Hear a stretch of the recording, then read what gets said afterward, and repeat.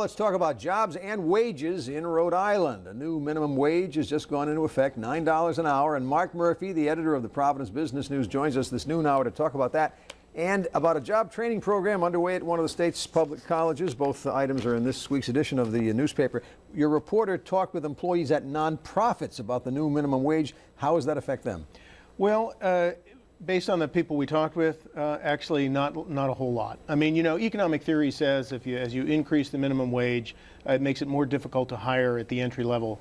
But we found that nonprofits, in spite of being, you know, relatively poor, let's say, compared to a for-profit enterprises, aren't really paying a lot of folks at the minimum wage level. So there's not, even their entry points are not that high. And part of it is, I think they want to train and keep people. For them, continuity is really important. They're concerned, though, about wage increases, mandated wage increases in the future. Is that so? Yes, yes. I mean, you know, at any time when you know, and especially when your revenue is challenging, you know, gaining revenue is challenging, and that's when the nonprofit sector is in.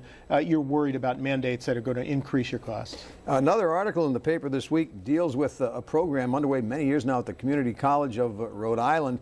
It's kind of a workforce training program, and we have some of the statistics about what they do. The CCRI Center for Workforce Development and Education, 20,000 students a year.